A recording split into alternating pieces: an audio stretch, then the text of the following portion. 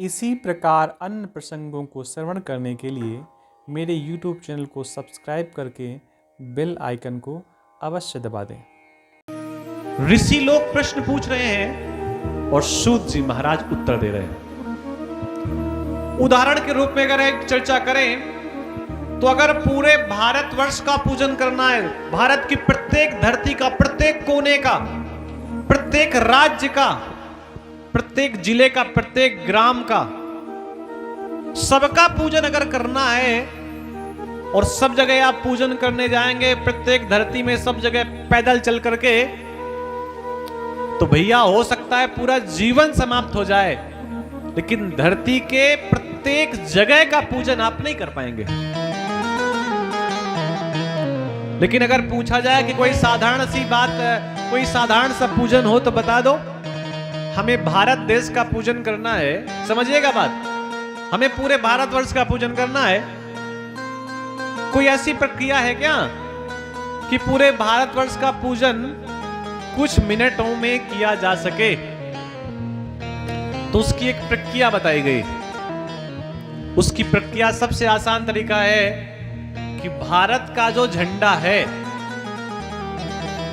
उस झंडे का पूजन अगर कर लिया जाए, उसका तिलक कर दिया जाए, तो झंडे के तिलक का मतलब है कि वो झंडा जहां का है, हमने उस देश का पूजन कर दिया। यही तो मतलब होता है इसका। अरे घर में 15 लोग हैं और सबको अगर कार्ड दिया जाएगा किसी निमंत्रण के लिए, तो 15 कार्ड खर्च हो जाएंगे। आसान तरीका है कि घर के मुखिया का नाम लिख दो और नीचे लिख दो सब परिवार, हो गया काम। अब क्या प्रत्येक व्यक्ति का नाम लिखना पड़ेगा क्या? भाई पिताजी का नाम लिख गया, बाकी समझे लोग। अब इसमें से कुछ लोग दूसरे टाइप के होते हैं कि इसमें हमारा नाम ही नहीं लिखा है, हम नहीं जाएंगे।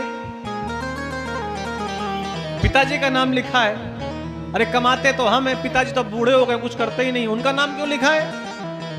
ऐसे भी कुछ लोग होते हैं। आज की स्थितियां तो ये हैं कि गलती से किसी को भूल जाओ बुलाना,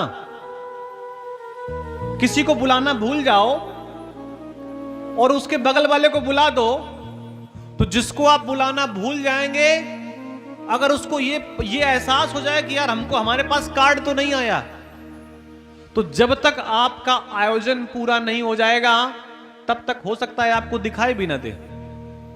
और जैसे आयोजन पूरा हो जाएगा, अगले दिन आपको सुबह खोपड़ी में चढ़ा दिखाई दे जाएगा और फिर धीरे से कह देगा आपने हमको बुलाया नहीं।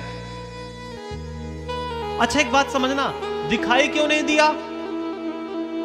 कि हो सकता है हम दिख जाएं और इसका मन नहीं था कार्ड देने का, तो हो सकता है जबरदस्ती बुलाए, कह दे ऐसे ही देख करके। अरे भैया बहुत बार ऐसी गलतियां हो जाती हैं। अभी एक जगह हम गए तो वो परिवार की घटना थी, बिल्कुल हमारे सामने की घटना है।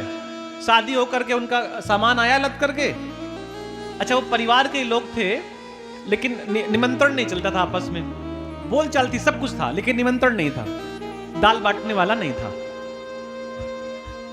बाकी बोलचाल में कोई समस्या नहीं थी। अब उसके शादी का दहेज का सामान आया तो वहां चर्चा होने लगी, कोई उतरवाने वाला नहीं है। तो वो व्यक्ति जिसका निमंत्रण नहीं था, परिवार का था, तो उसने कहा गांव का काम है, घर का काम है, पड़ोसी का काम है, हम किस दिन काम आएंगे?